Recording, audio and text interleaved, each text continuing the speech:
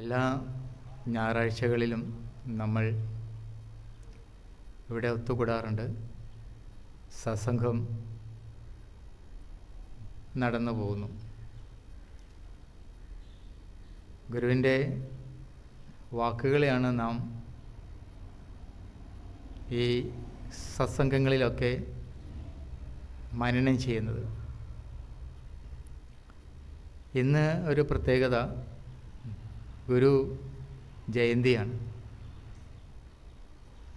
ഗുരുക്കന്മാരുടെ ജയന്തിയും സമാധിയും അല്ലെങ്കിൽ അവരുമായി ബന്ധപ്പെട്ട പ്രത്യേക ദിവസങ്ങളൊക്കെ ശിഷ്യന്മാരും ജിജ്ഞാസുക്കളുമൊക്കെ ഒത്തുകൂടുകയും പ്രാർത്ഥനകൾ നടത്തുകയും ഒക്കെ ചെയ്യുന്നു പോയിരുന്നു. അതുകൊണ്ട് ഇതെല്ലാം വിശേഷ ദിവസങ്ങളാണ്. എന്തിനാണ് ഇതൊക്കെ ചെയ്യുന്നത്? സാധാരണ ഒരു മാനുഷിക നിലവാരത്തിൽ നിന്ന് ഉന്നതമായ ഒരു മനുഷ്യത്വത്തിൻ്റെ സമ്പൂർണതയിലേക്കുള്ള ഉദാത്തമായ ഒരു പ്രയാണത്തിന് കാരണമാക്കുന്നതിന് വേണ്ടിയിട്ടാണ്. കാരണം ആന്തരികമായ ഒരു റിഫൈനിങ് പ്രോസസ്സ് ഉണ്ടായേ മതിയാവൂ. നമ്മുടെ സമൂഹത്തിൽ ഓരോ മനുഷ്യരെ എടുത്താലും അവരുടെ അന്തരംഗം മിക്കവാറും കാലുഷ്യങ്ങൾ നിറഞ്ഞതാണ്, ദുഃഖങ്ങൾ നിറഞ്ഞതാണ്. ഒത്തിരി വിഷമതകൾ, ശാരീരികമായ പ്രശ്നങ്ങൾ, മാനസികമായ അസ്വസ്ഥതകൾ, അതൃപ്തി, മിക്കവാറും ആളുകളുടെ മുഖത്ത് ഒരു വിഷാദം. എന്താണ് ഇതിന് കാരണം? പരിഹാരം ഇവിടെയുണ്ട്. പരിഹൃതമാക്കാൻ കഴിയുകയും ചെയ്യും. പക്ഷെ അതിന് തയ്യാറാവണം. അതിനുള്ള മാർഗമെന്ത്? ഇത് ആരായുന്നതിനുള്ള ഒരു വേദിയാണ് ഗുരുകുലത്തിൻ്റെ ഇത്തരത്തിലുള്ളതായ സത്സംഗ വേദികളിലൊക്കെ നടക്കുന്നത്. ആന്തരികമായ കാലുഷ്യങ്ങളെ നിവർത്തിപ്പിച്ച് സന്തോഷത്തിൻ്റെയും സംതൃപ്തിയുടെയും ഉദാത്തമായ മേഖലകളെ കൈവരിക്കുക. ജീവിതത്തിൽ പല പ്രശ്നങ്ങളുണ്ടാവും. ഈ പ്രശ്നങ്ങളെല്ലാം നമുക്ക് പൂർണ്ണമായി പരിഹരിച്ചിട്ട് മുന്നോട്ട് പോകുവാനൊന്നും കഴിയുകയില്ല. ആവുന്നത്ര പരിഹൃതമാക്കുവാൻ ശ്രമിക്കുക. പിന്നീട് പരമ്പൊരുളിന് വിട്ടുകൊടുക്കുക. അല്ലാതെ വേറെ നിവൃത്തിയൊന്നുമില്ല. നടരാജഗുരു പറയും, ഒരു സന്നിഗ്ധ ഘട്ടങ്ങളിൽ പിന്നെ ഗുരു പറയുന്നത് വിൽ ഓഫ് ദ അബ്സല്യൂട്ട്, പരമ്പൊരുളിൻ്റെ ഇച്ഛയ്ക്ക് വിട്ടുകൊടുക്കുന്നതായ ഒരു തീരുമാനം. എന്നിട്ട് അനങ്ങാതിരിക്കും. കാരണം ഇവിടെ നമുക്ക് പിന്നെ ഒന്നും ചെയ്യാൻ കഴിയില്ല. പിന്നെ യാതൊരു ഇച്ഛയാലാണോ എല്ലാം നടക്കുന്നത്, അതിൻ്റെ ഇച്ഛയ്ക്ക് വിട്ടുകൊടുക്കുകയല്ലാതെ ഒന്നും ചെയ്യാൻ നിവൃത്തിയില്ല. ഇന്ന് നമ്മൾ എന്താണ് ചെയ്യേണ്ടത് അത് ചെയ്യുക. ഇപ്പോൾ ഈ നിമിഷത്തിൽ എന്താണ് ചെയ്യേണ്ടത് അത് ചെയ്യുക. അത്ര മാത്രമേ ജീവിതത്തിൽ ചെയ്യാൻ കഴിയുകയുള്ളൂ. അതിൽ കൂടുതലൊന്നും ആർക്കും ഒന്നും ചെയ്യുവാൻ കഴിയുകയില്ല. കഴിയുമെന്നുള്ള ഒരു തോന്നലുകൾ മാത്രമാണ്. അപ്പോൾ അങ്ങനെയുള്ള ഒരു തീരുമാനമെടുക്കാനും ഇതുപോലെയുള്ള പ്രതിസന്ധി ഘട്ടങ്ങളിലൊക്കെ ഗുരുക്കന്മാരെന്താണ് ചെയ്തത്, അവരെങ്ങനെയാണ് ജീവിച്ചത്, അവരെങ്ങനെയാണ് ഇതിനെല്ലാം നോക്കിക്കണ്ടത്, അവരെങ്ങനെയാണ് സന്തോഷത്തോടു കൂടിയും ആനന്ദത്തോടു കൂടിയും ഈ ലോകത്ത് ജീവിച്ചത്, അത് മറ്റുള്ളവർക്ക് എങ്ങനെയാണ് വഴികാട്ടിയായത്, മാർഗദീപമായത്, ഇതെല്ലാം പരിശോധിച്ച് നോക്കുമ്പോഴാണ് നമുക്ക് നമ്മുടെ ഈ ചെറിയ ജീവിതത്തിൽ വരുന്ന ചെറിയ ചെറിയ പ്രശ്നങ്ങളും അതിനെ വലുതായി കാണുകയും അതിനെ വെച്ചുകൊണ്ട് മുന്നോട്ട് കൊണ്ടുപോകുവാനുള്ളതായ സാധ്യത ഒരുക്കുന്നതിനുമൊക്കെ ഇത് കാരണമായി തീരുന്നു. ഇല്ലെങ്കിൽ നമ്മുടെ ചെറിയ അറിവിൻ്റെ പരിമിതിയിൽ കിടന്ന് കൂടുതൽ കൂടുതൽ അസ്വസ്ഥത സൃഷ്ടിക്കുവാൻ ഇടയാകുമെന്നല്ലാതെ കവിഞ്ഞ് മറ്റൊന്നും സംഭവിക്കാൻ പോകുന്നില്ല. ഗുരു തന്നെ പറയുന്നു, ഗുരുവിൻ്റെ ജയന്തി ഇന്ന് നമ്മൾ ആഘോഷിക്കുമ്പോൾ ഗുരു പറയുന്നു, മരണവുമില്ല പുറപ്പുമില്ല വാഴവും നരസുരരാതിയുമില്ല നാമരൂപവും.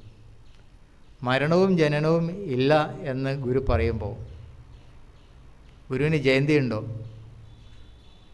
ജയന്തി ഇല്ലെങ്കിൽ പിന്നെ സമാധി ഉണ്ടോ? അപ്പം നമ്മൾ എല്ലാവരും കുട്ടികളുടെ ജന്മദിനമൊക്കെ ആഘോഷിക്കും. കുട്ടികളുടെ ചെറുപ്പകാലത്ത് അവരുടെ ജന്മദിനങ്ങൾ ആഘോഷിക്കുന്നു. കുട്ടികൾ വളർന്നു വരുമ്പോഴേക്കും പൂർവികരുടെ ശ്രാദ്ധം ആചരിക്കുന്നു. അവിടെ ജനനവും മരണവുമുണ്ട്. അപ്പോൾ നമ്മളെല്ലാവരും ജനിച്ചവരാണ്. അതുകൊണ്ട് നമുക്ക് ജന്മദിനങ്ങളുണ്ട്, നമ്മൾ പിറന്നാൾ ആഘോഷിക്കും.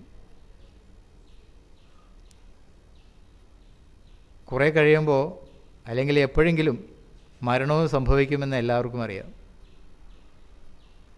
അപ്പോൾ ജീവിതത്തിൻ്റെ രണ്ട് പ്രതിഭാസങ്ങളാണ് ജനനവും മരണവും എന്ന് പറയുന്നത്. ഇതിനെന്തെങ്കിലും അർത്ഥമുണ്ടോ എന്ന് ആരും ചിന്തിക്കാറില്ല. ജനിക്കുമ്പോൾ എല്ലാവരും സന്തോഷിക്കുന്നു, പക്ഷെ ജനിച്ച ആൾ കരയുകയായിരിക്കും. കരഞ്ഞുകൊണ്ടാണ് ജനിക്കുന്നത്. കരഞ്ഞുകൊണ്ട് ജനിക്കുകയും ജീവിതകാലം മുഴുവനും കരഞ്ഞു ജീവിക്കുകയും ചെയ്യുന്ന മനുഷ്യപ്രകൃതിയാണ്. മറ്റുള്ളവർ മരിക്കുമ്പോൾ അത് നോക്കി നിൽക്കും സാക്ഷിയായിട്ട്. തൻ്റെ മരണത്തെക്കുറിച്ച് പെട്ടെന്ന് അങ്ങനെ ചിന്തിക്കുകയുമില്ല. ആ സമയത്ത് മരണം അടുത്ത് വരുമ്പോഴേക്കും എല്ലാവർക്കും ഉള്ളിൽ വളരെ അസ്വസ്ഥതയാണ്. ഇനി എനിക്ക് അത്ര നാളൊന്നും ഇല്ല ഇവിടെ എന്നൊരു തോന്നലുകൾ. പക്ഷേ എന്തുകൊണ്ടാണ് നമ്മളിങ്ങനെയൊക്കെ ചിന്തിച്ച് അസ്വസ്ഥപ്പെടുന്നത്? മരണമുണ്ട് എന്നുള്ള ഒരു കാഴ്ചപ്പാട് നമ്മെ വളരെ ശക്തമായി സ്വാധീനിക്കുന്നു. നാരായണ ഗുരു പറയുന്നു, മരണവുമില്ല പുറപ്പുമില്ല എന്നും പറയണം. ഇത് നമ്മൾ ആത്മോപദേശ ശതകവും മറ്റും പാടി പോകുമ്പോൾ അങ്ങ് പാടിപ്പോകുന്നു എന്നല്ലാതെ അതിനെപ്പറ്റി ചിന്തിക്കാറുണ്ടോ? ഇനി ചിന്തിച്ചാൽ തന്നെ നമുക്കത് ബോധ്യം വരാറുണ്ടോ? കാരണം ഇതെല്ലാം വായിക്കുകയും പഠിക്കുകയും ചെയ്തുകൊണ്ടിരിക്കുമ്പോൾ തന്നെയാണ് തൊട്ടടുത്ത വീട്ടിലെ ഒരു മരണ ചടങ്ങിൽ പങ്കെടുത്തിട്ട് വരുന്നത്. അപ്പോൾ എത്ര കണ്ട് ഈ ദർശനം സുതാര്യമായ അറിവായി നമ്മളിൽ പ്രകാശിക്കുന്നുണ്ട്. അതിൽ എത്രമാത്രം ദൃഢത കൈവരിക്കാൻ നമുക്ക് കഴിയുന്നില്ല. ഒരുപക്ഷെ ഇത്തരം പ്രതിഭാസങ്ങൾക്ക് ഉത്തരം കണ്ടെത്താൻ കഴിയാതിരിക്കുന്നത് കൊണ്ടാണ് ജീവിതത്തിൽ കൂടുതൽ ദുഃഖങ്ങളുണ്ടാകുന്നത്. നചികേതസിൻ്റെ കഥ അറിയാമല്ലോ. അദ്ദേഹം യമധർമ്മൻ്റെ അടുത്ത് പോയത് എന്തിനാണ്? അച്ഛൻ്റെ വാക്ക് പാലിക്കാൻ വേണ്ടി, അച്ഛൻ പറയുന്നത് അനുസരിക്കുന്നതിന് വേണ്ടി, അച്ഛൻ്റെ വാക്കുകളെ സത്യമാക്കി കൊടുക്കുന്നതിന് വേണ്ടി ഒരു പുത്രധർമ്മം എന്നുള്ള നിലയിൽ യമധർമ്മൻ്റെ അടുത്ത് ചെന്നിട്ട് ചോദിക്കുന്നത് മൃത്യുരഹസ്യമാണ്. മരണത്തിന് ശേഷം എന്ത് സംഭവിക്കുന്നു? അപ്പോൾ യമധർമ്മൻ അതുമാത്രം പറഞ്ഞു കൊടുക്കാതെ അവന് ഒത്തിരി പ്രലോഭനപരമായ കാര്യങ്ങളെല്ലാം ഓഫർ ചെയ്യുകയാണ്. ഇത് മാത്രം നീ ചോദിക്കരുത്. പക്ഷേ നചികേതസിന് അത് മാത്രമാണ് അറിയേണ്ടത്. ഒരർത്ഥത്തിൽ പറഞ്ഞാൽ നമ്മളുടെയൊക്കെ ഒരു പ്രതിനിധി തന്നെയാണ് നചികേതസ്. നചികേതസ് ചോദിച്ചത് യമധർമ്മനോടാണ്. നമ്മൾ ചോദിക്കുന്ന ആരോടാണ്? ഒന്നില്ലെങ്കിൽ സ്വയം ചോദിക്കും, മരണത്തിന് ശേഷം എന്ത് സംഭവിക്കും? അല്ലെങ്കിൽ അറിവുള്ളവർ എന്ന് നാം സങ്കല്പിക്കുന്ന ആചാര്യനെ കാണുമ്പോഴോ ഒരു ഗുരുവിനെ കാണുമ്പോഴോ ഒരുപക്ഷെ ചോദിച്ചേക്കാം, മരണത്തിന് ശേഷം എന്താണ് സംഭവിക്കുക? വളരെ ജിജ്ഞാസയാണ്. എന്നാൽ ഇപ്പോഴുള്ള ഈ ജീവിതത്തെ സംബന്ധിച്ച് എന്തറിയാം? ജനിച്ചിട്ട് നമ്മൾ എത്ര വർഷങ്ങളായി ഭൂമി ജീവിക്കുന്നു? 50, 60, 70 വയസ്സായ ആളുകൾ ഇപ്പോഴുണ്ട്. ഇതുവരെയുള്ള ജീവിതത്തെ സംബന്ധിച്ച് നാം എന്ത് പഠിച്ചു? എന്ത് നമുക്കറിയാം? ഈ ജീവിതത്തിൻ്റെ പൊരുളെന്താണ്? അത് നമുക്ക് ഇതുവരെ മനസ്സിലായിട്ടില്ല, മനസ്സിലാക്കാൻ കഴിഞ്ഞിട്ടില്ല. മരണത്തിന് ശേഷം എന്ത് സംഭവിക്കും എന്നുള്ള ചോദ്യം ഇരിക്കവേ തന്നെ അതിനോട് ചേർന്ന് നിൽക്കുന്നതായ ഒരു ചോദ്യം കൂടിയുണ്ട്. എന്താണത്? ജനിക്കുന്നതിന് മുമ്പ് എന്തായിരുന്നു? അത് ആരും അങ്ങനെ ചോദിച്ച് കേട്ടിട്ടില്ല. ജനിച്ചത് ഏതായാലും കൊള്ളാം, ജീവിതം കുറേ ദുരിതമൊക്കെ ഉള്ളതാണെങ്കിലും ജീവിക്കുവാനുള്ള ആഗ്രഹം കൊണ്ട് വീണ്ടും വീണ്ടും ദിവസങ്ങൾ തള്ളി നീക്കുകയാണ്. എന്താ കാരണം? മരണത്തെ ഭയമാണ്, അതുകൊണ്ട് ജീവിക്കണം. എങ്കിൽ തന്നെയും ഇനി മരണത്തിന് ശേഷം എന്ത് എന്നുള്ളൊരു ചോദ്യം ചോദിച്ചില്ലെങ്കിലും ഓരോരുത്തരുടെ ഉള്ളിലും ഇരുന്ന് കത്തുന്നുണ്ട്. ഇവിടെ ജീവിതത്തിൻ്റെ 2 അറ്റങ്ങളാണ്. ഒന്നിനെ നമുക്ക് പ്രസാദാത്മകമായിട്ട് കാണാം, അത് ജനനമാണ്, എല്ലാവർക്കും വളരെ സന്തോഷമാണ്. ഇപ്പോൾ അമ്മമാർ പ്രസവിക്കും, സർജറി കൂടാതെ പ്രസവിച്ചു കഴിഞ്ഞാൽ സുഖപ്രസവം എന്ന് എല്ലാവരും പറയും. പക്ഷേ ആ അമ്മ പറയും അത്ര സുഖമൊന്നും ആയിരുന്നില്ല, വളരെ കഷ്ടപ്പാടായിരുന്നു എന്ന് ഓരോ അമ്മമാരും പറയുകയും ചെയ്യും. എങ്കിലും ജനനത്തെ വളരെ പ്രസാദാത്മകമായി കാണുമ്പോൾ മരണത്തെ വളരെ നിഷേധാത്മകമായിട്ടാണ് കാണുന്നത്. ഒരു നെഗറ്റീവ് വാല്യൂ ആണ്. വാസ്തവത്തിൽ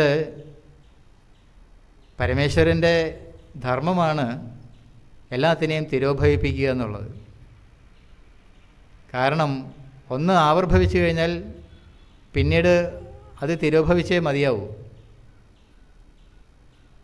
അതുകൊണ്ട് ഈ തിരോഭാവം സദാസമയവും നടന്നുകൊണ്ടിരിക്കുന്നതുകൊണ്ട് തന്നെയാണ് ആവിർഭാവം സദാസമയവും നടന്നുകൊണ്ടിരിക്കുന്നത്. അപ്പോൾ എത്രമാത്രം ആവിർഭാവം പ്രസാദാത്മകമാണോ, വാസ്തവത്തിൽ അത്രയും പ്രസാദാത്മകം തന്നെയാണ് തിരോഭാവം എന്ന് പറയുന്നത്.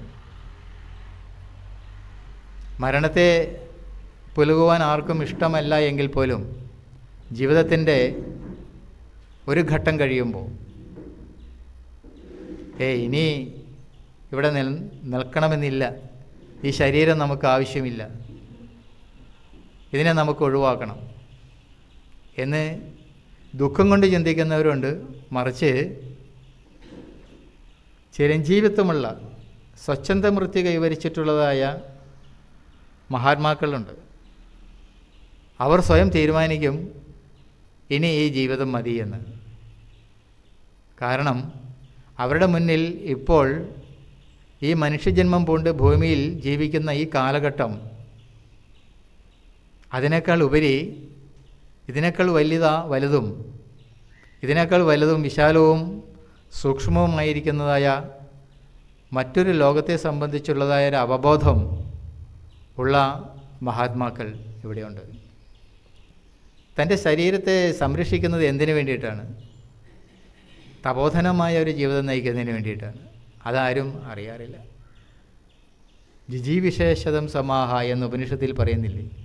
1000 സംവത്സരങ്ങൾ ജീവിക്കുമാറാകട്ടെ. 1000 എന്ന് പറഞ്ഞാൽ അതൊരു കൗണ്ടഡ് നമ്പർ അല്ല, അനന്തതയാണ്. തൻ്റെ ജീവിതം അനന്തമായ സാധ്യതയോടുകൂടി ആനന്ദമായി ജീവിക്കട്ടെ എന്നാണ്. അതിലേക്ക് തൻ്റെ ജീവിതത്തെ നിയോഗിക്കേണ്ടതാണ്. ഇതൊക്കെ അറിയുന്നതാരാണ്? ജീവിത രഹസ്യം അറിഞ്ഞവരാണ്. ജീവിത രഹസ്യം അറിഞ്ഞവർക്ക് മൃത്യുരഹസ്യം അറിയാം, ജനന രഹസ്യവും അറിയാം. ഈ 2 പ്രതിഭാസങ്ങളെയും പാരമാർത്ഥികമായ ഒരു സത്യാവബോധത്തിലേക്ക് ചേർത്ത് വെച്ച് മനസ്സിലാക്കിയിട്ട് ശാന്തരായിട്ടിരിക്കുന്നവരാണ് അവർ. കാരണം ഇത് 2 പ്രതിഭാസങ്ങൾ മാത്രമാണ്. പക്ഷേ ഈ ശരീരത്തോടുകൂടി ഇരിക്കുന്ന ഈ കാലഘട്ടത്തിൽ ഇതിൻ്റെ രഹസ്യം അറിയുന്നവർ ബുദ്ധിമാന്മാരാണ്. അവരെയാണ് ഉപനിഷത്തുകളെ ധീരാഹ എന്ന് വിളിക്കുന്നത്, ധീരന്മാർ. ആരാണ് ധീരന്മാർ? ജീവിത രഹസ്യം അറിഞ്ഞവരാണ്. അവരുടെ ബുദ്ധി വിഷയങ്ങളിൽ നിന്നും വിരമിച്ചതാണ്. ലൗകികമായ വിഷയങ്ങളിൽ നിന്നും അല്ലെങ്കിൽ ഏതൊരു വിഷയങ്ങളിൽ നിന്നും ബുദ്ധിയെ ഉപരമിപ്പിച്ച് ശാശ്വതമായ ഒരു മൂല്യത്തിൽ പ്രതിഷ്ഠിതമാക്കി വച്ചിരിക്കുന്നവരെയാണ് ധീരന്മാർ എന്ന് ഉപനിഷത്തുകളിൽ പറയുന്നത്. അങ്ങനെയുള്ളവർ, അവർക്കറിയാം ഞാനിപ്പോൾ ഈ ഭൂമിയിൽ വന്ന് ഭവിച്ചിരിക്കുന്നത് താൽക്കാലികം മാത്രമാണ്. എന്നിട്ട് തൻ്റെ ദൗത്യം എന്താണെന്ന് തിരിച്ചറിയുന്നു, സ്വധർമ്മം എന്താണെന്ന് തിരിച്ചറിയുക. ഏതൊരു മനുഷ്യർക്കും സ്വാഭാവികമായിട്ടും വിദ്യാഭ്യാസമൊക്കെ ഉണ്ടെങ്കിൽ പോലും തിരിച്ചറിയാൻ കഴിയാത്ത ഒന്നാണ് സ്വധർമ്മം എന്ത് എന്ന് ഉള്ളത്. തൻ്റെ സ്വധർമ്മത്തെ തിരിച്ചറിഞ്ഞു കഴിഞ്ഞാൽ ആ ജീവിതം ആനന്ദപ്രദമാണ്. കാരണം താൻ ചെയ്യേണ്ടത് ചെയ്യുന്നു, ചെയ്യേണ്ടാത്തത് ചെയ്യണ്ട. അപ്പോൾ ഏതാണ് തനിക്ക് യോജ്യമായിരിക്കുന്നത്, ഏതാണ് ഉചിതമായിരിക്കുന്നത്, സ്വധർമ്മമേത്, പരധർമ്മമേത്, നിത്യമേത്, അനിത്യമേത് എന്ന് തിരിച്ചറിയുവാൻ കഴിയുക എന്നത് ഈ ജീവിതത്തിൻ്റെ വളരെ പരമപ്രധാനമായിട്ടുള്ളതായ കാര്യമാണ്. അത് മനസ്സിലാക്കി മുന്നോട്ട് പോകുമ്പോൾ ജീവിതത്തിൻ്റെ അന്തഃസത്തയിലേക്ക് പ്രവേശിക്കുവാനുള്ളതായ സാധ്യതകൾ ഒരുങ്ങി വരികയാണ്. ധ്യാനാത്മകമായൊരു ജീവിതം അതിനാവശ്യമാണ്. അപ്പോഴാണ് ഈ ജീവിതം എന്ന് പറയുന്നത് ഈ ഒരു പ്രഹേളികയുണ്ടല്ലോ, ഉത്തരം കിട്ടാത്തൊരു സമസ്യയാണ്. നമ്മൾ മാത്തമാറ്റിക്സൊക്കെ പഠിക്കുമ്പോൾ അതിനകത്ത് പ്രോബ്ലംസ് വർക്കൗട്ട് ചെയ്യുന്നുണ്ട്. ഈ പ്രോബ്ലം എന്ന് പറയുന്നത് പ്രശ്നം എന്ന് പറയുന്നത് ചോദ്യമാണ്. ഒരു ചോദ്യം ചോദിച്ചു കഴിഞ്ഞാൽ അതിന് ഉത്തരം വേണം. ഉത്തരം കിട്ടിക്കഴിഞ്ഞാൽ അതിൻ്റെ അടിയിൽ നമ്മൾ 2 വരയിടും, ഉറപ്പിക്കും. അത് സിദ്ധാന്തമാണ്. ഗുരുക്കന്മാർ പറയുന്ന ചില വാക്കുകൾ ഉപനിഷത്തുകളിലും ഭഗവത്ഗീതയിലും ഒക്കെ കാണാം. അത് പ്രമാണങ്ങളായിട്ടുള്ളതായ സിദ്ധാന്തപക്ഷത്തിൽ നിൽക്കുന്നതായ വാക്കുകളെ തിരിച്ചറിയണം. ഇതൊക്കെ സൂത്രങ്ങളാണ്. ഗുരുക്കന്മാരുടെ വാക്കുകൾ സൂത്രങ്ങളാണ്. മാത്തമാറ്റിക്സിലെ ഒരു പ്രോബ്ലം വർക്കൗട്ട് ചെയ്യുന്നതിന് നമ്മൾ ചില സൂത്രവാക്യങ്ങൾ ഉപയോഗിക്കുന്നത് പോലെ ജീവിതമാകുന്ന സമസ്യയുടെ കെട്ടഴിക്കുന്നതിന് ഗുരുക്കന്മാരുടെ സൂത്രവാക്യങ്ങൾ പ്രയോജനപ്പെടുത്തേണ്ടതാണ്. പക്ഷെ അത് ചെയ്യാറില്ല. നാരായണ ഗുരുവിൻ്റെ ഓരോ വാക്കുകൾ, ഓരോ കൃതികളിലുള്ള ഓരോ വാക്കുകളും സൂത്രവാക്യങ്ങളാണ്. എന്താണ് സൂത്രവാക്യം എന്ന് പറഞ്ഞാൽ? അല്പാക്ഷരം അസന്നിഗ്ധം സാരവത് വിശുദ്ധോമുഖം. അല്പാക്ഷരമാണ്. അല്പാക്ഷരങ്ങളെ കൊണ്ട് നിർമ്മിച്ചിട്ടുള്ളതായ വാക്കുകൾ അസന്നിഗ്ധമാണ്. സന്നിഗ്ധതകൾക്ക് യാതൊരു ഇടവുമില്ലാതെ സമ്പൂർണ്ണമാണ് ഓരോ വാക്കുകളും. സാരവത്തായിരിക്കുകയും ചെയ്യും. സാധാരണ ആളുകൾ ലൂസ് ടോക്ക് ചെയ്യുന്നവരാണ്, ഒരുപാട് സംസാരിക്കും, സാരമൊന്നും ഉണ്ടാവില്ല. നമ്മുടെ ജിഹ്വയ്ക്ക് യാതൊരു നിയന്ത്രണവുമില്ലാത്തതുകൊണ്ട് നമ്മൾ അധികം സംസാരപ്രിയരാണ്, അധികം സംസാരിക്കുന്നവരാണ്. സാരം ഉണ്ടായിരിക്കുമോ? ഇല്ല. ഗുരുക്കന്മാർ അല്പമാത്രമായി സംസാരിക്കുന്നു. അവരുടെ വാക്കുകളൊക്കെ അല്പാക്ഷരങ്ങളെ കൊണ്ടുള്ളതാണ്. അത് സാരവത്താണ്, വിശ്വതോമുഖമാണ്, സമഗ്രതയുള്ളതാണ്. സമഗ്രതയുണ്ടായിരിക്കും, പാർശ്വവീക്ഷണമല്ലാതെ. കാരണം അവരുടെ ഓരോ വാക്കുകളും പാർശ്വവീക്ഷണങ്ങളിൽ നിന്നും വരുന്നതല്ല, ഇൻ്റഗ്രേറ്റഡ് ആണ്. ഇരുവശങ്ങളെയും ചേർത്ത് വെച്ച് കാണത്തക്ക തരത്തിലാണ് ഗുരുക്കന്മാർ ഒരു കാര്യം പറഞ്ഞിട്ടുണ്ടാവുക. അത് അനവദ്യമാണ്, കുറ്റമറ്റതാണ്. ഇതിനെയാണ് സൂത്രവാക്യമെന്ന് പറയുന്നത്. അപ്പോൾ നമ്മുടെ ജീവിതം അനവദ്യമായി തീരണമെങ്കിൽ, കുറ്റമറ്റതായി തീരണമെന്നുണ്ടെങ്കിൽ, വിശുദ്ധോമുഖം എന്ന് പറയുന്ന സാരത്തിൻ്റെ അർത്ഥമായി തീരണമെങ്കിൽ എന്തു വേണം? ഗുരുക്കന്മാരുടെ സൂത്രവാക്യങ്ങളെ മനനന്തരായിട്ട് എടുത്തിട്ട് അത് എന്തർത്ഥമാക്കുന്നു എന്ന് നമ്മൾ സ്വയം ബോധ്യപ്പെടണം. അങ്ങനെ ബോധ്യപ്പെടുമ്പോഴാണ് നമ്മുടെ ജീവിതം മേൽക്കുമേൽ ഐശ്വര്യം നിറഞ്ഞതും അഭിവൃദ്ധി ഉണ്ടാകുകയും തേജസ്സുള്ളതായി തീരുകയും ചെയ്യുന്നുള്ളൂ. തേജസ് എന്ന് പറയുന്നത് ബ്യൂട്ടി ക്ലിനിക്കിൽ പോയിട്ട് ഫേഷ്യൽ ചെയ്യുമ്പോൾ ഉണ്ടാകുന്നതല്ലല്ലോ. അത് ഉള്ളിൽ നിന്നും വരുന്നതായ ചേതനയുടെ പ്രകാശമാണ്. തൻ്റെ ഉള്ളിൽ നാമായി വർത്തിക്കുന്നതായ നമ്മുടെ അന്തസത്തയുടെ ചൈതന്യം കെടുത്തിക്കളയരുത്. അതിനെ കെടുത്തിക്കളഞ്ഞുകൊണ്ടാണ് ജീവിക്കുന്നത്. സാധനയില്ല, ദിനചര്യകളില്ല, കഴിക്കുന്ന ഭക്ഷണങ്ങൾക്ക് ക്രമമില്ല. സാത്വികം, രാജസികം, താമസികം മുതലായിട്ടുള്ള ഭക്ഷണക്രമങ്ങളെ ചിന്തിക്കുമ്പോൾ ലോകർ കൂടുതലും താമസികമായ ഭക്ഷണങ്ങളെ കഴിക്കുന്നു. ചൈതന്യം കെട്ടുപോകുന്നു. അതേസമയം പരമമായ അറിവിനെ ഉന്മുഖമാക്കിക്കൊണ്ട് കാരുണ്യമൂർത്തികളായ ഗുരുക്കന്മാരെ സേവിച്ചുകൊണ്ട് ജീവിക്കുമ്പോൾ അവരുടെ എല്ലാ മൂല്യങ്ങളും തന്നിലേക്ക് സ്വയം ആവാഹിക്കപ്പെടുകയാണ് ചെയ്യുന്നത്. അവരെങ്ങനെയാണോ ബ്രഹ്മതേജസ്വികളായിട്ടിരിക്കുന്നത്, അവരെ പിൻപറ്റുന്നവരും തേജസ്വികളായി മാറുന്നു. ഗൃഹസ്ഥന്മാരാണെങ്കിൽ പോലും. മഹാൻ ഭവതി പ്രജയാ പശുഭിർ ബ്രഹ്മവർച്ചസേന മഹാൻ കീർത്തിയ എന്ന് തൈത്തിരീയോപനിഷത്ത് ഗൃഹസ്ഥനോട് പറയുകയാണ്. പ്രജയാ പശുഭിർ ബ്രഹ്മവർച്ചസേന, പശുക്കളെ കൊണ്ട്, പ്രജകളെ കൊണ്ട്, സന്താനങ്ങളെ കൊണ്ട് നീ അഭിവൃദ്ധിയുള്ളവനായി തീരട്ടെ. ഗൃഹസ്ഥനോടാണ് ഈ പറയുന്നത്, സന്യാസിയോടല്ല പറയുന്നത്. പശുഭിഹി, നീ സമ്പത്ത് കൊണ്ട് നിറഞ്ഞവനായി തീരട്ടെ, സമ്പത്തുള്ളവനായി തീരട്ടെ. സാധാരണ ആളുകൾ എന്താ വിചാരിക്കുക? സന്യാസം എന്ന് പറഞ്ഞാൽ, ആധ്യാത്മികമായ ജീവിതം എന്ന് പറഞ്ഞാൽ ജീവിതത്തിൽ നിന്ന് ഒളിച്ചോടുകയാണ്. അവർ ദാരിദ്ര്യം അനുഭവിക്കുന്നവരാണ്, അവർക്ക് കഷ്ടപ്പാടുകളുണ്ട്, അവർ ദുരിതം അനുഭവിക്കുന്നവരാണ്, പട്ടിണി കിടക്കുന്നവരാണ്. ഇതെല്ലാം നമ്മൾ നമ്മുടെ വശത്തുനിന്നുകൊണ്ട് നോക്കുമ്പോൾ കാണുന്ന കാഴ്ചപ്പാടുകൾ മാത്രമാണ്. ഇപ്പോൾ നമ്മൾ കേനോപനിഷത്ത് ചൊല്ലിയപ്പോൾ അത് സാമവേദാന്തർഗതമാണ്. സാമവേദാന്തർഗതമായിരിക്കുന്ന കേനോപനിഷത്തിൻ്റെ ശാന്തിപാഠത്തിൽ പറയുന്നു, ആപ്യായന്ത് മമാം ഗാനി വാക് പ്രാണ ചക്ഷുശ്രോത്രം അധോബലം ഇന്ദ്രിയാണി ച സർവാണി സർവം ബ്രഹ്മോപനിഷദം. ആപ്യായന്ത് മമാം ഗാനി, എൻ്റെ അംഗങ്ങളെല്ലാം പുഷ്ടി പ്രാപിക്കുമാറാകട്ടെ എന്നാണ്, ശോഷിക്കട്ടെ എന്നല്ല പറഞ്ഞത്. എന്ന് പറഞ്ഞാൽ ജീവിതത്തിൻ്റെ അർത്ഥം കണ്ടെത്തുന്നതിന് വേണ്ടി ആരോഗ്യമുള്ള നല്ല ശരീരമുണ്ടായിരിക്കണം, അത് പുഷ്ടിയുള്ളതായിരിക്കണം, അത് ബ്രഹ്മതേജസ്സുള്ളതായിരിക്കണം. അതുകൊണ്ട് ഒരു ശരീരം നമുക്ക് കിട്ടിയിരിക്കുന്നു.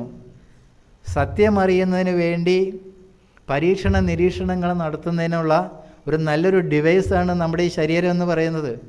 ഇത് വെറും ഭോഗിക്കാനുള്ളതല്ല. കൈ കിട്ടിയ ഈ ഉപകരണത്തെ നമ്മൾ തേച്ച് മിനുക്കി അതിനെ ക്ലാവ് പിടിപ്പിക്കാതെ സൂക്ഷിക്കേണ്ടതല്ലേ? 40 വയസ്സ് കഴിയുമ്പോഴത്തേക്കും ഓരോ രോഗങ്ങളായി, 50 വയസ്സാകുമ്പോഴത്തേക്കും രോഗങ്ങളുടെ എണ്ണം കൂടി അവസാനം അവശത അനുഭവിക്കുന്നു. ശാരീരികമായ അവശതകൾ, അതോടൊപ്പം തന്നെ മാനസികമായ അവശതകൾ. അവശത എന്ന് പറഞ്ഞാൽ എന്താണ് അർത്ഥം? നമ്മുടെ വശത്തല്ല എന്നർത്ഥം. നമ്മൾ വേറെ എവിടേക്കാണ്. മറ്റു പലരെയും കൊണ്ട് നമുക്കുണ്ടായിട്ടുള്ളതായ ക്ലേശങ്ങളെയോ നമ്മൾ സ്വയം ഉണ്ടാക്കി വരുത്തി വച്ചിട്ടുള്ളതായ ക്ലേശങ്ങളോ ദുഃഖങ്ങളോ ഒക്കെ ഓർത്ത് നാം നമ്മളിലില്ല എന്നുള്ളതാണ് സത്യം. ഭാര്യയ്ക്ക് വേണ്ടി, മക്കൾക്ക് വേണ്ടി, ഭർത്താവിന് വേണ്ടി, നാട്ടുകാർക്ക് വേണ്ടി ആവശ്യമില്ലാത്ത കാര്യങ്ങളൊക്കെ ചെയ്ത് വേണ്ടതല്ല ചെയ്യുന്നത്. വേണ്ടത് ചെയ്യുന്നവർ പുണ്യാത്മാക്കളാണ്. അങ്ങനെ പുണ്യാത്മാക്കൾക്ക് മാത്രമാണ് വേണ്ടത് ചെയ്യാൻ കഴിയുകയുള്ളൂ. മറ്റുള്ളവർ വേണ്ടാത്തത് ചെയ്ത് അവശത അനുഭവിക്കുന്നു. ഇവിടെയാണ് സ്വധർമ്മ നിശ്ചയം ചെയ്യാൻ കഴിയുന്നില്ല. ഭഗവത്ഗീതയിൽ അർജുനൻ നമ്മുടെ പ്രതിനിധിയായി നിന്നുകൊണ്ട് സ്വധർമ്മ നിശ്ചയം ചെയ്യാൻ കഴിയാത്ത സാഹചര്യത്തിലുണ്ടാകുന്നതായ മാനസിക ക്ലേശങ്ങളെ ഭഗവാൻ വ്യാസനെടുത്ത് കാണിക്കുന്നു. ഇത് വായിക്കുമ്പോൾ ഇത് അർജുനൻ്റെ പ്രശ്നമായിട്ടല്ല എടുക്കേണ്ടത്, നമ്മുടെ പ്രശ്നമായിട്ടാണ്. എല്ലാവരും ഒരു യുദ്ധക്കളത്തിലാണ്. ഈ യുദ്ധക്കളത്തിൽ നിൽക്കവേ തന്നെ തൻ്റെ സ്വധർമ്മം എന്ത് എന്ന് പരിശോധിച്ച് മനസ്സിലാക്കി മുന്നോട്ട് പോകാൻ കഴിയണ്ടേ? ഇങ്ങനെ ജീവിതത്തിൻ്റെ അന്തസത്തയിലേക്ക് പ്രവേശിക്കത്തക്ക തരത്തിലുള്ളതായ സാധ്യതകൾ എല്ലാ ഗുരുക്കന്മാരും ഇവിടെ ഒരുക്കി വെച്ചിട്ടുണ്ട്. നമ്മളതിന് തയ്യാറാവണം. അവിടെയാണ് ജീവിതത്തിൻ്റെ അർത്ഥം എന്ത് എന്ന് ചിന്തിക്കുന്നിടത്ത് ഈ ജനന മരണങ്ങളെക്കുറിച്ചൊക്കെ ചിന്തിക്കേണ്ടി വരുന്നത്. കാരണം എന്നത് ചിന്തിക്കാൻ കാരണം ജീവിതത്തെ അമൃതമായിരിക്കുന്നതായ സാധ്യതയിലേക്ക് ഒരുക്കി വിടുന്നതായ വാക്കുകളാണ് നാരായണ ഗുരുവിനെ പോലെയുള്ള എല്ലാ ഗുരുക്കന്മാരും പറഞ്ഞിട്ടുള്ളത്. അങ്ങനെ ജീവിതത്തിൻ്റെ അമൃതത്വ പ്രാപ്തി ഉപദേശിച്ചു തന്ന ഗുരു അമൃതനല്ലേ? അമൃതനാണ്. അമൃതനായിരിക്കുന്ന ഗുരുവിന് ജനനമില്ലല്ലോ, ഇല്ല. അവർക്കറിയാം അവർ ജനിച്ചവരോ മരിച്ചവരോ ഒന്നുമല്ല, അവർ അമൃതത്വ പ്രാപ്തി കൈവരിച്ചവരാണ്. പക്ഷെ നമ്മളെ സംബന്ധിച്ചിടത്തോളം ഗുരു ജനിച്ചിട്ടുണ്ട്, മരിച്ചിട്ടുണ്ട്. അപ്പം നാം സ്വയം നമ്മെ ഒന്ന് റെക്ടിഫൈ ചെയ്യേണ്ടതായിട്ടുണ്ട്. എങ്ങനെയാണ് അതിനെ നോക്കി കാണേണ്ടത്? ഇപ്പോൾ സാധാരണ കേരളത്തിലും മറ്റു സ്ഥലങ്ങളിലൊക്കെ ഗുരുവിൻ്റെ ഭക്തന്മാർ ജയന്തി ആഘോഷപൂർവ്വം അങ്ങ് ആഘോഷിക്കും. സമാധി വരുമ്പോൾ കഞ്ഞി വെപ്പും ദുഃഖവും കരച്ചിലേക്ക്. എന്തിനാ കരയുന്നത്? അച്ഛൻ മരിച്ചിട്ട് കരയാത്തവരും അന്ന് വലിയ ദുഃഖം, കഞ്ഞി വയ്ക്കുള്ളൂ, അന്ന് പായസമൊന്നും ഉണ്ടാക്കില്ല. ചില സ്ഥലത്ത് പായസം വിതരണമുണ്ട്. എന്താ അത്? ആ ഗുരു മരിച്ചു, അത്രയും. അത് നല്ല ഭാഷയാണ് സമാധി. സത്യത്തിൽ എന്താണ്, നമ്മളത് ഇത് മനസ്സിലാക്കി കഴിഞ്ഞാൽ, തത്വം മനസ്സിലാക്കി കഴിഞ്ഞാൽ അവിടെ ദുഃഖിക്കേണ്ടതായിട്ടില്ല. ഗുരു നിലവിൽ ശരീരം എടുത്തുകൊണ്ട് ഈ ഭൂമിയിൽ കേരളക്കരയിൽ ലീലകളാടി. അതിനേക്കാൾ ഉപരിയായ ഒരു സന്ദർഭത്തിലേക്ക് നമ്മെ ഇന്ന് നമ്മുടെ ഈ ജീവിക്കുന്ന ഈ സാഹചര്യത്തിൽ നിന്ന് ഉപരിയായ ഒരു ജീവിത സന്ദർഭത്തിലേക്ക്, അല്ലെങ്കിൽ ജീവിതത്തിൻ്റെ ഉദാത്തമായിട്ടുള്ള ഒരു തലത്തിലേക്ക് കൈപിടിച്ച് ഉയർത്തുന്നതിന് വേണ്ടിയിട്ടാണ് ഈ ദർശനം നമുക്ക് തന്നത്, കരയാൻ വേണ്ടിയിട്ടല്ല. നാരായണഗുരു ആത്മോപദേശ ശതകത്തിൽ പറയുന്നില്ലേ, വെളിയിലിരുന്ന് വിവർത്തമിങ്ങ് കാണും വെളി മുതലായ വിഭൂതി അഞ്ചുമോർത്താൽ ജലനിധി തന്നിലുയർന്നിടും തരംഗാവലി അതുപോലെ ഭേദമായി വരേണം. കടലിൽ തിരയുണ്ടാകുന്നുണ്ട്.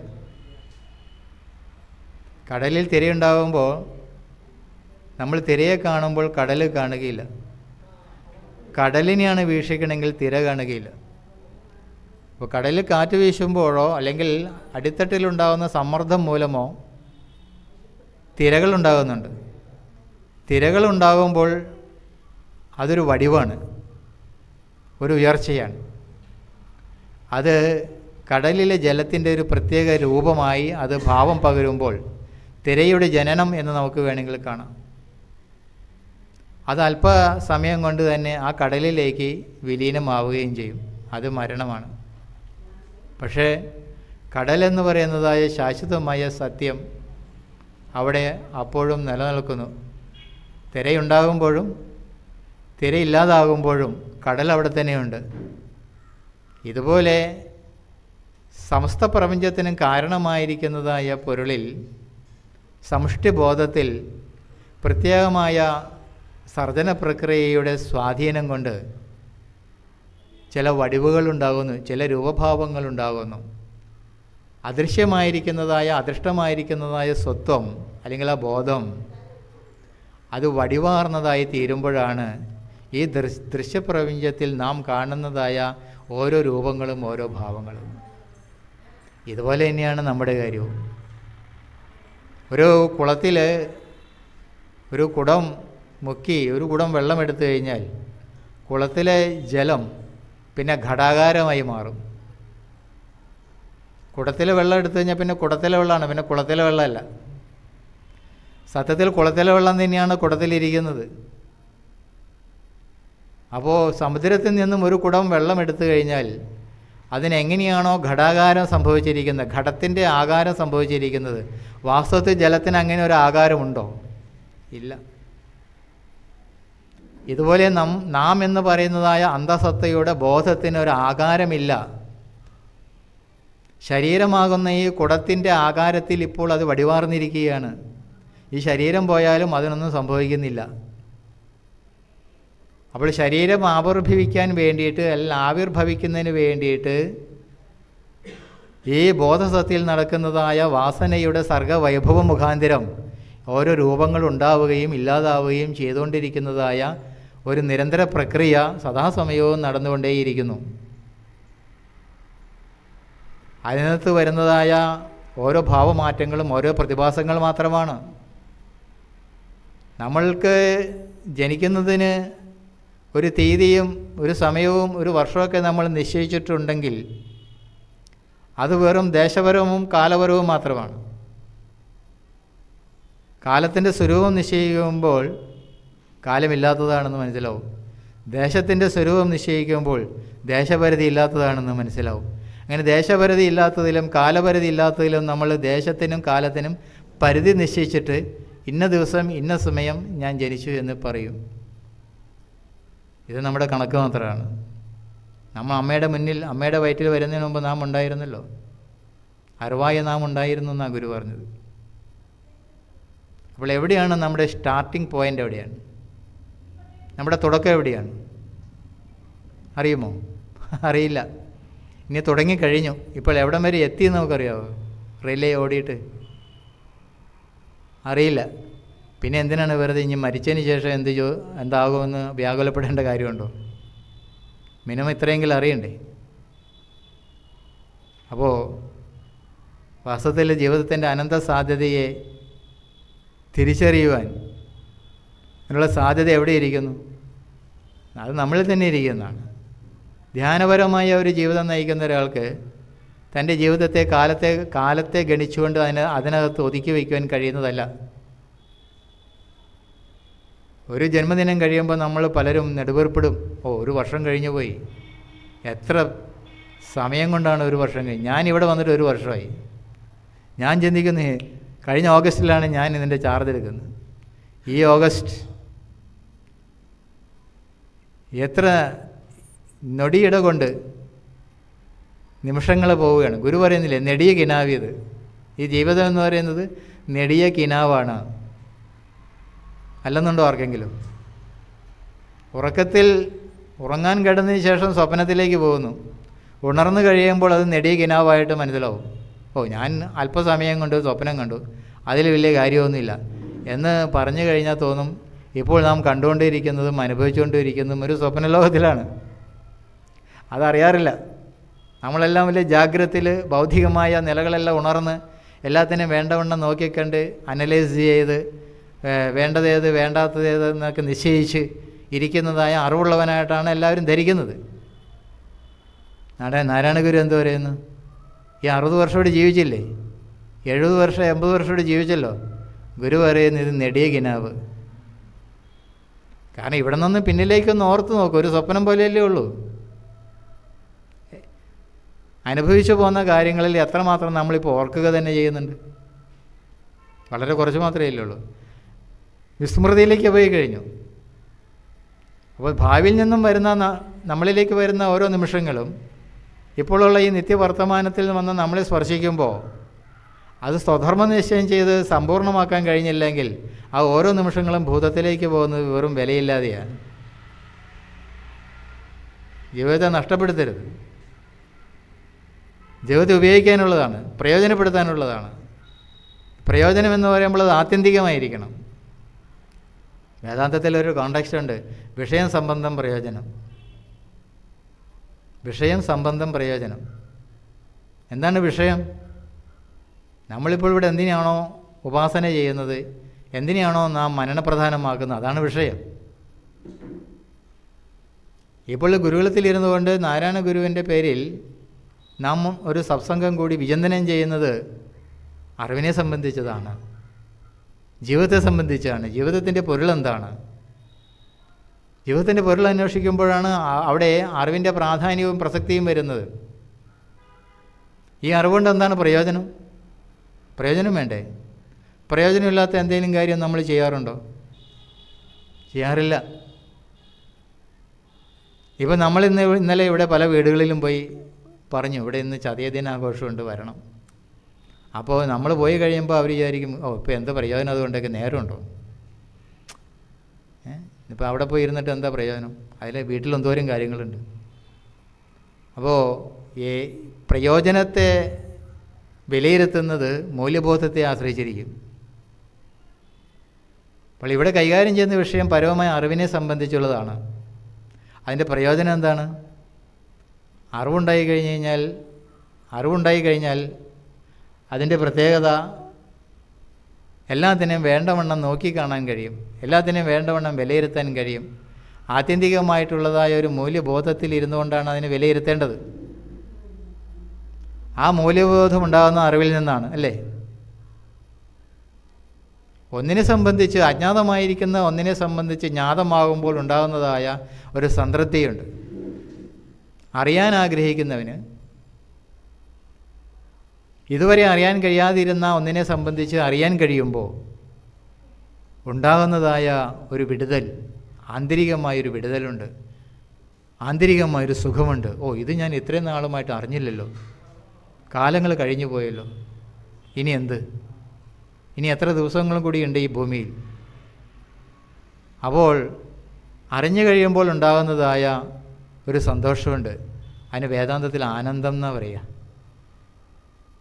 അപ്പോൾ ഒന്ന് വിഷയമാണ്, വിഷയം പരവുമായ അറിവാണ്. അറിവുണ്ടാകുമ്പോൾ ആനന്ദം ഉണ്ടാകുന്നു. എന്തുകൊണ്ട്? അറിവിൻ്റെ സ്വരൂപ ലക്ഷണം ആനന്ദമാണ്. ആനന്ദമുള്ളവന്, ആനന്ദം അനുഭവിക്കുന്നവന് അറിവുണ്ടായിരിക്കും, സംതൃപ്തി അനുഭവിക്കുന്നവന് അറിവുണ്ടായിരിക്കും. സംതൃപ്തി എന്ന് പറഞ്ഞാൽ സമ്മിക്കായിട്ടുള്ള തൃപ്തിയാണ്. തൃപ്തി ഉണ്ടാകുന്നത് ജീവിതത്തിൽ നമ്മൾ ആഗ്രഹിക്കുന്നതെല്ലാം കയ്യിൽ വരുമ്പോഴല്ല തൃപ്തി ഉണ്ടാവുക, പലപ്പോഴും ഒന്നും വേണ്ടാന്ന് വയ്ക്കുമ്പോഴാണ്. എന്തിനാണ് എനിക്കിത്, എന്താണ് ഇതിൻ്റെ ആവശ്യം? പരമാവധി നമ്മുടെ ജീവിതത്തെ മുന്നോട്ട് കൊണ്ടുപോകുന്നതിന് പരമാവധി ആവശ്യങ്ങളെ ഒഴിവാക്കുക, ആഗ്രഹങ്ങളെ ഒഴിവാക്കുക. ബുദ്ധൻ പറഞ്ഞില്ലേ, desire is cause of sufferings. എല്ലാ ആഗ്രഹങ്ങളും, നമ്മുടെ ദുഃഖത്തിന് കാരണം ആഗ്രഹങ്ങളാണ്. അപ്പോൾ തൃപ്തി ഉണ്ടാവുക എന്ന് പറയുന്നത് അമിതമായി ഒന്നിനെയും ആഗ്രഹിക്കാതിരിക്കുക. അപ്പോൾ തൃപ്തി ഉണ്ടാവും, സംതൃപ്തി ഉണ്ടാവും. അത് അറിവ് വേണ്ടേ? എൻ്റെ ഇപ്പോഴുള്ള ഈ ജീവിതത്തിന് ഇതിൻ്റെ ആവശ്യമുണ്ടോ എന്ന് ചിന്തിക്കുന്ന എത്ര പേരുണ്ട്? വളരെ കുറവാണ്. അപ്പോൾ ഭൗതികമായ ഏത് നേട്ടങ്ങളെക്കാൾ കൂടുതൽ നമ്മുടെ ജീവിതത്തിന് ഇപ്പോൾ സംതൃപ്തിയും സമാധാനവും ശാന്തിയും നിലനിർത്തുന്നതിന് എന്ത് വേണം? പലപ്പോഴും ഇന്നലെ ഞങ്ങൾക്കുണ്ടായ ഒരു അനുഭവം ഞാൻ പറയുകയാണ്. മിക്കവാറും വീടുകൾ 2 നില വീടുകളാണ്. ഓരോ വീടിൻ്റെ മുന്നിലും 2 കാറുകൾ വീതവും കണ്ടു.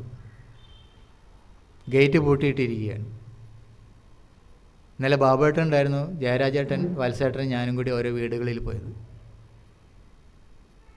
വീട് കാണുമ്പോൾ ഗംഭീരമായ വീടുകൾ, ഗേറ്റ് പൂട്ടി അകത്തുനിന്നും പൂട്ടിയിട്ടിരിക്കുകയാണ്. അഥവാ അമ്മ മുട്ടിക്കഴിഞ്ഞാൽ പിന്നെ കുരയ്ക്കുന്നത് പട്ടിയാണ്. ഇതെല്ലാം നാടകങ്ങളും കഴിഞ്ഞ് കുറേ നേരം കഴിയുമ്പോൾ അകത്തുനിന്ന് ഒരാൾ ജനൽ തുറക്കും പതിയെ. ആരാണ് ഇവിടെ വന്നിരിക്കുന്നത്? ഭയന്നാണ് നോക്കുന്നത്, ചിരിക്കുന്നില്ല. എന്തിനാണ് വന്നതെന്ന് സന്തോഷത്തോടുകൂടി ചോദിക്കുന്നില്ല. കയറി ഇരിക്കുമെന്ന് പറഞ്ഞത് 2-3 ഫാമിലിയുള്ളൂ.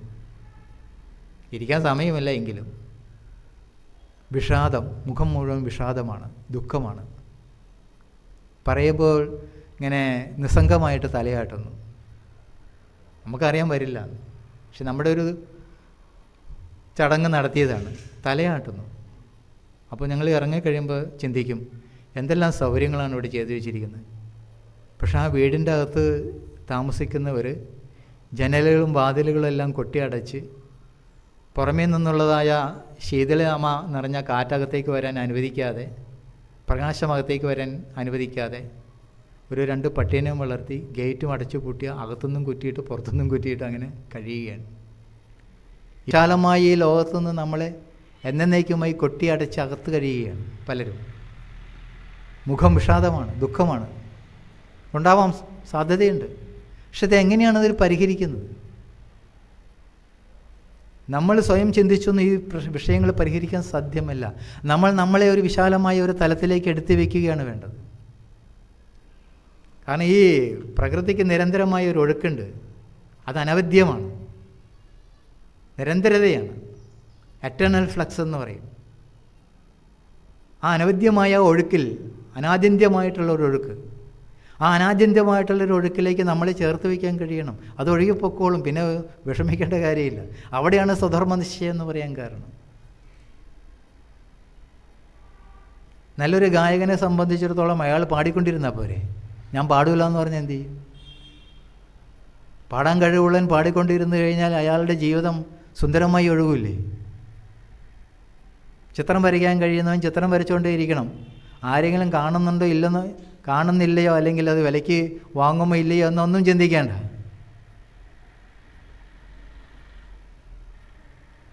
വരച്ചുകൊണ്ടേയിരുന്നാൽ മതി. വാൻഗോക്ക് ചിത്രം വരയ്ക്കുമ്പോൾ ചിത്രം വരയ്ക്കാനുള്ള പെയിൻ്റില്ല, ബ്രഷുമില്ല. ചേട്ടനോട് കടം മേടിക്കുകയാണ്. കടം മേടിച്ച് ചേട്ടൻ കൊടുത്ത് മടുത്തു. ഇദ്ദേഹം പിന്നെയും ചോദിക്കും. അപ്പോൾ അദ്ദേഹം പറയണത് എന്താണെന്നറിയോ? ഈ ചിത്രം വരച്ചു കഴിഞ്ഞാൽ ഇതെങ്കിലും വിൽക്കപ്പെടും, വിറ്റ് കഴിഞ്ഞാൽ പൈസ കിട്ടും, അപ്പോൾ ഞാൻ തരാം. ജീവിതത്തിൽ ഒരിക്കലും അയാൾക്ക് ചേട്ടന് തിരിച്ച് പൈസ കൊടുക്കാൻ സാധിച്ചില്ല. ചിത്രം വരച്ചുകൊണ്ടേയിരുന്നു, ചേട്ടൻ കടം കൊടുത്തുകൊണ്ടേയിരുന്നു. അവസാനം അയാൾ നിരാശനായി. അദ്ദേഹത്തിൻ്റെ മട്ടുപ്പാവിൽ നിന്ന് ഈ ചിത്രങ്ങളെല്ലാം ഭാര്യ വലിച്ചെറിഞ്ഞ് കളഞ്ഞു. ആരൊക്കെ അത് പറക്കിയെടുത്തിട്ടുണ്ടാവണം. അദ്ദേഹത്തിൻ്റെ കാലവും കഴിഞ്ഞപ്പോൾ ഇന്ന് ആ ചിത്രങ്ങൾക്ക് ലക്ഷങ്ങളാണ് വില. അപ്പോൾ അദ്ദേഹത്തിനത് സാമ്പത്തികമായി പ്രയോജനപ്പെട്ടില്ല. പക്ഷേ ചിത്രം വരച്ചുകൊണ്ടേയിരുന്നു എന്നുള്ളതാണ് നമുക്ക് ചെയ്യാനുള്ളത്. നമുക്ക് എന്താണോ ചെയ്യേണ്ടതെന്ന് തിരിച്ചറിയുക എന്നതാണ്. എന്ത് ചെയ്യാൻ പാടില്ല, എന്ത് ചെയ്യണം എന്ന് തിരിച്ചറിഞ്ഞുകൊണ്ട് ജീവിക്കുമ്പോൾ ഇത് സുന്ദരമായി ഒഴുകിക്കൊണ്ടിരിക്കും. അങ്ങനെ ഒഴുകാൻ അനുവദിക്കണം. ഇല്ലെങ്കിൽ ഇത് സ്റ്റാഗ്നൻ്റാണ്, കെട്ടിക്കിടക്കുന്ന വെള്ളം. അപ്പോൾ ഒഴുകാൻ അനുവദിക്കുക എന്ന് പറയുമ്പോൾ നമ്മൾ പുറമേക്ക് ഒഴുകുന്നവരാണ് ചിലരൊക്കെ. വീടുകളിലുണ്ടാവില്ല ചില ആളുകൾ, എപ്പോഴും പുറമേക്കുള്ള യാത്രകളുള്ളവരാണ്. അതിനേക്കാൾ ഉപരി അകമേക്കുള്ളൊരു യാത്ര തുടങ്ങണം. അതിനേക്കാൾ അനന്തതയാണ്. അതിനാണ് രാവിലെ 3 മണിക്ക് എഴുന്നേറ്റ് ഇരുന്ന് ധ്യാനിക്കുക. കരണവും ഇന്ദ്രിയവും കളേബരം തൊട്ട് അറിയുമനേക ജഗത്ത് മോർക്കിലെല്ലാം. ഇതിനൊക്കെ നമ്മൾ ഓർത്ത് കഴിയുമ്പോൾ ഇതിൻ്റെ സാരം എന്താണെന്ന് അറിയുമ്പോഴാണ് മനസ്സിലാക്കേണ്ടത്. ഇതിനറിയണമെങ്കിൽ കരുവിന് കണ്ണുകൾ അഞ്ചുമുള്ളടക്കി തെരുതെര വീണു വണങ്ങിയോതിടേണം. തൻ്റെ ഇന്ദ്രിയങ്ങളെല്ലാം വെളിയിലേക്ക് പോയിക്കൊണ്ടിരിക്കുന്നതായി ഇന്ദ്രിയങ്ങൾ. വാഹന സൗകര്യം ഉള്ളതുകൊണ്ടോ മറ്റ് സ്വാതന്ത്ര്യങ്ങളുള്ളതുകൊണ്ടോ ഒരുപക്ഷെ നമ്മൾ പല യാത്രകളും നടത്തുന്നവരായിരിക്കാം. നമ്മുടെ വീടിൻ്റെ അകത്തിരിക്കുമ്പോഴും നമ്മൾ ഏതെങ്കിലും ശാന്തമായ ഒരിടത്തിരിക്കുമ്പോഴും ധന്യത അനുഭവിച്ചുകൊണ്ട് ധ്യാനപരമായ ജീവിതത്തിലേക്ക് പ്രവേശിച്ചു കഴിഞ്ഞാൽ ബാഹ്യലോകത്തിലേക്ക് യാത്ര ചെയ്യുന്നതിനേക്കാൾ അനവധി യാത്ര ചെയ്യേണ്ടതായിട്ടുള്ളതായ സാധ്യത, അകമേക്ക് പോകുവാനുള്ളതായ രാജപാത നമുക്ക് കാണാൻ കഴിയും. എത്ര വർഷം നമ്മൾ ഭൂമിയിൽ ജീവിച്ചുമോ അത്രയും വർഷം ഇനി അകത്തേക്ക് സഞ്ചരിച്ചു കഴിഞ്ഞാലാണ് ഈ ജീവിതം ബാലൻസ്ഡ് ആവുന്നുള്ളൂ. 40 വർഷം ഇവിടെ ജീവിച്ചിട്ടുണ്ടെങ്കിൽ 40 വർഷം ധ്യാനം ഇനി ശീലിക്കണം. 80 വർഷം, 60 വർഷം, 70 വർഷം ഈ ഭൂമിയിൽ ജീവിച്ചു കഴിഞ്ഞാൽ ഇനി നമുക്ക് 70 വർഷം കിട്ടൂല. അതുകൊണ്ടാണ് 24 മണിക്കൂറുകളുള്ളതിൽ കൂടുതൽ സമയം ധ്യാനഗമ്യമായി ഇരിക്കുവാൻ കഴിയുമോ ഇല്ലയോ. പക്ഷെ കണ്ണടച്ചിരിക്കുമ്പോഴാണ് തേങ്ങയുടെ വില അന്വേഷിക്കുന്നതും തേങ്ങയുടെ കണക്കന്വേഷിക്കുന്നതും തെങ്ങ് കയറുമ്പോൾ എത്ര തേങ്ങ വീഴുന്ന അറിയുന്നതൊക്കെ ചിന്തിക്കുന്നത് ധ്യാനിക്കാനിരിക്കുമ്പോഴാണ്. എല്ലാ ഓർമ്മകളും മറിച്ചിപ്പോൾ കണ്ണ് തുറന്നിരുന്നുകൊണ്ട് ഇങ്ങനെ വ്യവഹാരത്തിൽ ഏർപ്പെടുകയാണെങ്കിൽ ആ വ്യവഹാരം മാത്രമാണ് ഇപ്പോൾ മുന്നിലുണ്ടാവുകയുള്ളൂ. ധ്യാനിച്ചിരുന്നു കഴിഞ്ഞാൽ ഒരു 100 വ്യവഹാരങ്ങൾ ഓർത്തുകൊണ്ടിരിക്കും. നാരായണ ഗുരു അല്ലെങ്കിൽ ഉപനിഷത്ത് ദൃശ്യം പറയണത് ആസുരം ലോകമൊന്നുണ്ട് കൂരിരുട്ടാലതാവൃതം മോഹമാർന്നാത്മഹന്താക്കൾ പോകുന്നു മൃതരായതിൽ. ജാഗ്രതയിലിരിക്കുമ്പോൾ വ്യവഹാരങ്ങൾ, പ്രാർത്ഥിക്കാനിരുന്നു കഴിഞ്ഞാൽ അതിനേക്കാൾ കൂടുതൽ വ്യവഹാരങ്ങൾ. അതിൻ്റെ പേരാണ് ആസുരം ലോകമൊന്നുണ്ട്. അത് ആസുരീയമായ ലോകമാണ്. കൂരിരുട്ടാലതാവൃതം മോഹമാർന്നാത്മഹന്താക്കൾ പോകുന്നു മൃതരായതിൽ. മരിച്ചുകൊണ്ട് ജീവിക്കുക. ഒരു ജീവിതം കിട്ടിയിട്ടേ മരിച്ചുകൊണ്ട് ജീവിക്കുക. പിന്നെ എന്തിനാണ് ജീവിക്കുന്നത്? പിന്നെ ചത്താപ്പോരെ. ജീവശവം എന്നൊക്കെ പറയില്ലേ, വെള്ളറി വെളുത്ത് ആദ്യം പറഞ്ഞ പോലെ യാതൊരു ചൈതന്യവുമില്ലാതെ ചേതനയുമില്ലാതെ ശരീരത്തെ ശോഷിപ്പിച്ചും രോഗങ്ങളെ കൊണ്ട് നിറപ്പിച്ചും നമ്മൾ ജീവിച്ചു പോവുകയാണ് പലരും. സത്യത്തിൽ വളരെ നിസ്സാരമാണ്. ആധ്യാത്മികത എന്ന് പറയുന്നത് വലിയ സങ്കീർണതകൾ നിറഞ്ഞതൊന്നുമല്ല. വളരെ ലളിതമാണ്, വളരെ ലളിതമാണ് ആധ്യാത്മിക ജീവിതം. പലരും പറയുന്നു അയ്യോ ഇത് ഞങ്ങൾക്ക് സാധിക്കില്ല, ഇത് വളരെ ദുഷ്കരമാണ്. എന്ത് ദുഷ്കരം? എന്നതായ ദുഷ്കരം? ഞാൻ ജോലി ചെയ്യുന്നില്ല, ശമ്പളമില്ല, സ്വന്തമായി വീടില്ല, ഭൂമിയില്ല, ഭാര്യയില്ല, മക്കളില്ല, ഇതൊന്നുമില്ലെങ്കിൽ സുഖമല്ലേ? സുഖമല്ലേ? ഒരു ഗൃഹസ്ഥനെ സംബന്ധിച്ചിടത്തോളം എന്തെല്ലാം കാര്യം നോക്കിയാലാണ്. വീട് വേണം, വീട് വയ്ക്കാൻ സ്ഥലം വേണം, ജോലി വേണം, ശമ്പളം വേണം, ഭാര്യ വേണം, മക്കൾ വേണം, മക്കൾക്ക് പഠിപ്പ് വേണം, മക്കൾക്ക് ജോലി വേണം, അവരെ വിവാഹം കഴിപ്പിക്കണം, അവരുടെ പേരക്കുട്ടികളെ കാണണം, അവരെയും കൊണ്ട് നടക്കണം എന്ന് പറഞ്ഞാൽ ഇതെന്തെങ്കിലും തീരുമോ? എന്തെങ്കിലും തീരുമോ? കുടുംബാംഗങ്ങളെ കൊണ്ട് തന്നെ അമിതമായി എന്താ പറയുക, കണ്ടീഷൻഡായിട്ടിരിക്കുക. ആന്തരികമായി ഒരു നിമിഷം പോലും വിടാൻ കഴിയാതിരിക്കുക. അപ്പോൾ തിരുവണ്ണാമലയിൽ ഇരിക്കണ അപ്പര് പറയും, എൻ്റെ ഒരു ഗുരുനാഥനാണ്, ഞാനിവിടെ ഇടയ്ക്ക് പറയാറുണ്ട്, പനയെ കെട്ടിപ്പിടിച്ചിട്ട് പറയാം പന വിടുന്നില്ല, പന വിടുന്നില്ല എന്ന്. നമ്മൾ വിടില്ല, നമ്മളിങ്ങനെ കെട്ടിപ്പിടിച്ചിട്ടിരിക്കുകയാണ്. എന്നിട്ട് പന നമ്മളെ വിടുന്നില്ല എന്നാണ് പരാതി പറയണത്. അപ്പോൾ സ്വാതന്ത്ര്യം എന്ന് പറയുന്നത് എന്താണ്? സ്വതന്ത്രത. നമുക്ക് സ്വതന്ത്രരെ ജീവിക്കണ്ടേ? ഇവിടെ ഒരു ഭരണഘടനയുണ്ട്. ഭരണഘടനയുടെ നിയമങ്ങൾ അനുസരിക്കുമ്പോൾ പോലും ഭരണഘടനയ്ക്ക് അതീതമായിരിക്കുന്ന നീതിയുടെ ഒരു ഭരണഘടന ഇവിടെയുണ്ട്. അത് ഈശ്വരേച്ഛയാണ്, അത് സമഷ്ടിബോധത്തിൽ നിൽക്കുന്നതാണ്, അതൊരു യൂണിവേഴ്സൽ ലോയാണ്. യൂണിവേഴ്സൽ ലോയെ അറിഞ്ഞു കഴിഞ്ഞാൽ പിന്നെ മനുഷ്യനിർമ്മിതമായ ലോ എന്ന് പറയുന്നത് ഒന്നുമല്ല, അവൻ അതിനെല്ലാം ഉപരിയാണ്. ഇങ്ങനെ ആ സ്വാതന്ത്ര്യത്തിലേക്ക് വരുവാനുള്ളതായ ഒരു സാധ്യതയാണ് ആധ്യാത്മികതയുടെ പ്ലാറ്റ്ഫോം എന്ന് പറയുന്നത്. ഇത് അന്ധവിശ്വാസത്തിൻ്റെതല്ല, ഇത് വിശ്വാസത്തിൻ്റേതുമല്ല, ഇത് അറിവിൻ്റെ ഭൂമികയാണ്.